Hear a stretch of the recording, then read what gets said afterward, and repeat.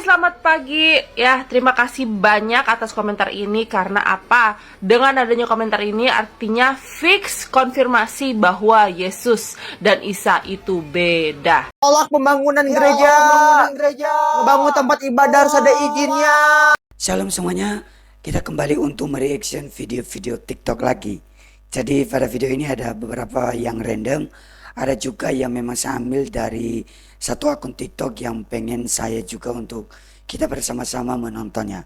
Jadi bagaimana video-videonya? Langsung aja kita menonton video ini sampai selesai.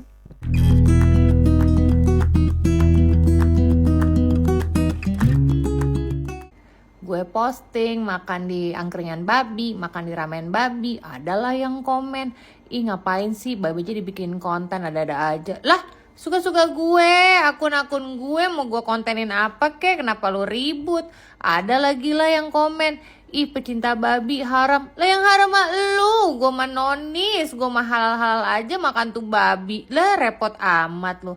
Ada lagi yang komen, ya ampun kak, ngapain bikin postingan kayak gini, mendingan di take down nanti dilaporin Bareskrim.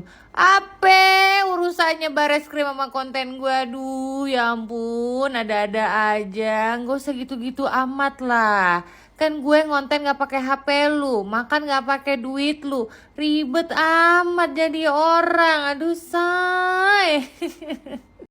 Kebanyakan ya orang seperti itu ya, suka maksa gitu loh. Di agamanya nggak boleh makan babi, terus orang lain yang disuruh jangan makan juga. Kayak mana itu menurut kalian? Kita next. Tolak pembangunan gereja. Membangun tempat ibadah harus ada izinnya. Tapi pembangunan gereja ini udah ada izinnya. Ada izinnya. Diubah. Cabut izin pembangunan gereja. Cabut izinnya. Inilah fakta yang terjadi. Jadi mas-mas ini dia menyindir apa yang sedang terjadi ya di Indonesia. Kita next. Oke, selamat pagi ya. Terima kasih banyak atas komentar ini. Karena apa? Dengan adanya komentar ini artinya fix konfirmasi bahwa Yesus dan Isa itu beda.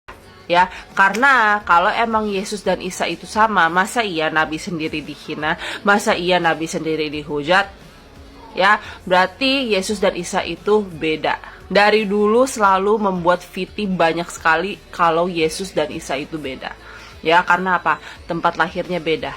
Keturunannya pun beda. Yesus disalibkan, Isa tidak. Ya, Yesus melakukan begitu banyak mujizat. Ya, Isa tidak. Ya, jadi karena adanya komentar ini, terima kasih sekali. Jadi bukti konfirmasi bahwa Isa dan Yesus itu beda. Ya, karena secara logika aja nih guys, kalau emang Isa dan Yesus itu sama, tidak mungkin Nabi sendiri dihujat, tidak mungkin Nabi sendiri dihina. Ya, aturan Nabi sendiri itu dipuji-puji. Bener nggak? Disanjung-sanjung, bener nggak? Tapi ini dihina, artinya Yesus dan Isa itu beda. Ya, jadi buat yang berkomentar, terima kasih banyak. Jangan pernah disamakan ya. Apa yang ada di Al-Quran dengan di Alkitab itu beda. Isanya itu beda, ceritanya aja beda, ibunya aja beda, tempat lahirnya aja beda. Jadi itu memang jelas-jelas sangat berbeda. Jadi jangan disama-samakan. Apalagi sebenarnya komentar-komentar begini boleh tuh dilaporkan. Masa ngata-ngatain Tuhannya orang lain, agama lain. Kalau kamu gak percaya udah diam baik kan gitu. Susah. Kita next. Tuhan Yesus sayang semua umat kok. Iya. Gimana? Umat Islam juga. Kita tetap masuk surga. Ya, domba tersesat kan kalian.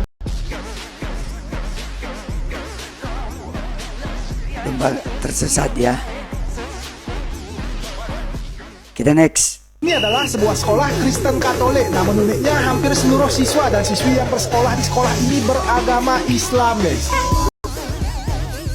Wah, 90% agama Islam ya.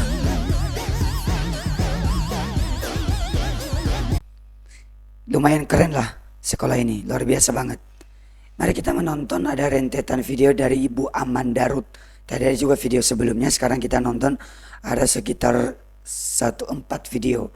Kita tonton ya, ini terkait dengan pembubaran ibadah dan juga penolakan pembangunan gereja di Depok. Mari kita menonton sampai selesai. Amang tahe tahe. Ya sebentar ku keluarkan dulu logat Batakku ya kan. Kayak mana lah ini ya si bapak ya bilang kalau misalkan surat izinnya itu nggak jelas. Hah? Kayak mana? Padahal lah udah bilang kalau di video yang sebelumnya itu jelas. Jelas sekali loh itu semua. RT, RW, kecamatan, lurah, segala macam tetek bangnya itu sudah lengkap. Sudah lengkap. Ya. Terus kata si bapak ini bilang apa? Dah ngadong pengikutnya. Kata siapa dah ngadong pengikutnya? Kata siapa dah ngadong? Ya. Terus bilangnya lagi, bagus uangnya sedekah sama yang memerlukan.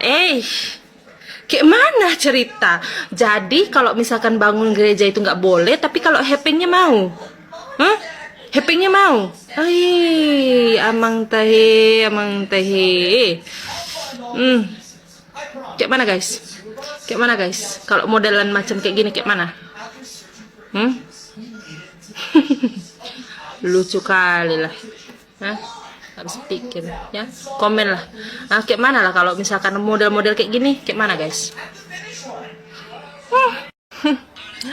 Dari Sukabumi kita pindah ke Depok. Luar biasa ya intolerannya warga Depok. Padahal gereja tersebut sudah memiliki surat izin yang lengkap. Waktu itu kan pada protes kan, mana surat izinnya buat bikin gereja yang lain-lain, makanya pada disegel segala macam. Tapi ini apa? Sudah jelas dokumen lengkap. Surat izin IMB, RT, RW, lurah, camat, dan lain-lain sudah lengkap. Tapi tetap disuruh cabut. So, apalagi sekarang? Apalagi sekarang warga Depok? Luar biasa intoleran kalian ya. Jadi, kata-kata lakum dinukum waliyadin gugur ya. Nggak paham yang namanya toleransi. Terus, karena tidak sakidah, terus hablum minanasnya tidak dijaga. Wah, luar biasa sekali warga Depok, warga Depok. Ingat, ini Indonesia. 6 agama sudah diakui. Ya, bukan satu agama doang yang harus dijunjung, bukan satu agama doang yang harus diterima. Di mana Bhinneka Tunggal Ikanya? Paham Pancasila enggak? Warga negara Indonesia ngakunya, tapi Bhinneka Tunggal Ika sama Pancasila aja nggak ngerti. Pikir lagi. Ya, selamat pagi menjelang siang buat Pak Aris Prayoga. Sebelumnya saya minta maaf kalau saya menjawab menggunakan VT, karena kalau di kolom komentar saya yakin tidak akan muat ya.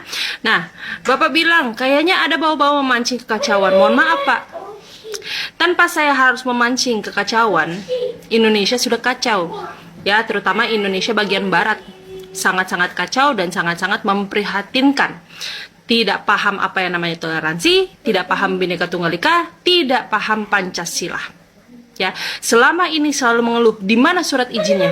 Makanya banyak sekali gereja-gereja disegel alasannya dengan surat izin tidak ada. Namun, kenapa yang di Depok, gereja yang ini sudah lengkap semua dokumen-dokumen tetap ditolak. Bahkan disuruh cabut IMB-nya. Makanya kenapa di VT tersebut saya bertanya, di mana lakum dinukum waliyadinya? Di mana toleransinya? Apa hanya karena tidak seakidah, makanya hablum minanasnya tidak dijaga? Sangat-sangat memprihatinkan dan intoleran warga di sana. Ya, jadi mohon maaf buat Pak Aris, saya tidak perlu memancing kekacauan, emang sudah kacau Indonesia bagian barat. Oke, sekian, terima kasih. Ya, kamu jangan lupa sama kejadian yang di Sukabumi, kamu jangan lupa sama kejadian di Depok, kamu jangan lupa kejadian-kejadian di daerah-daerah lain ya, yang menolak pembangunan gereja, yang menolak pembangunan sekolah Kristen, yang menyegel gereja, yang membubarkan ibadah. Ya, kamu jangan lupa. Ya, jadi kalau kamu bilang jangan terlalu benci dengan salah satu agama, ya kamu juga harus lihat di luar agama tersebut tuh bagaimana. Ya, banyak sekali. Ya, apalagi yang terbaru ini, ya, gereja di Depok surat sudah lengkap, surat izin sudah lengkap, tapi tetap IMB-nya dipaksa untuk cabut. Ya, jadi kalau kamu mau berkomentar seperti ini, ya, kamu harus research lagi di daerah-daerah mana, dan yang namanya kebencian itu, ya, siapa sih yang lebih menyebarkannya? Siapa sih yang lebih menyebarkan kebencian itu? Ya, dari kepercayaan mana? Coba deh kamu research lagi. Oke, thank you. Saya rasa apa yang disampaikan oleh Ibu Ruth ini juga menjadi isi hati kita semua ya.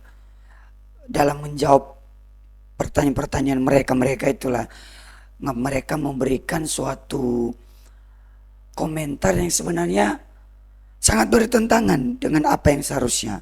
Jelas-jelas kalau mereka itu intoleran. Soal pendirian lah, soal izin-izin dan terus-menerus izin. Padahal gimana kalau sudah ada izin? Kan gitu. Tapi dipaksa untuk bongkar, justru izinnya dicabut. Gimana itu? Tapi kalau kalian mau nonton deh, ada video-video dari ibu ini. Nanti saya kasih di deskripsi video ini aja link akunnya. Kalian bisa tonton bagaimana dia menanggapi mereka-mereka yang berkomentar tentang kekristenan, tentang penolakan ibadah, ya banyak hal lah. Kalian bisa petengin aja di akun TikToknya. Mari kita tonton pada video. Dalam kekristenan udah pasti diajarin yang namanya kasih. Pertanyaan sebaliknya, apakah di sono diajarin atau enggak? Ya perbuatan baik saya yakin diajarin. Tapi untuk saling mengasihi walaupun beda agama, untuk saling mengasihi walaupun tanpa memandang mayoritas, minoritas, beda suku dan lain sebagainya, ya nggak tahu, kembali lagi pada pribadi-pribadi. Kalau kekristenan sekali lagi diajarkan. Kita next. Ada yang Kristen kayak gitu, dia kalau secara hukum dia bercerai itu gimana? Oke, boleh berpisah, tetapi jangan ada yang menikah lagi. Oh, gitu. Jadi tidak boleh menikah lagi. Kalau laki-laki dia sudah bercerai terus dia menikah lagi, maka dia dipandang sebagai perzinahan, begitupun si wanitanya. Kenapa sih? Tujuannya adalah supaya dengan harapan sekali lagi Bisa bersatu lagi. yes. Pak Pendeta, tapi ada pendeta yang saya kenal, itu bercerai dan menikah lagi, bagaimana gitu ya Pak Pendeta?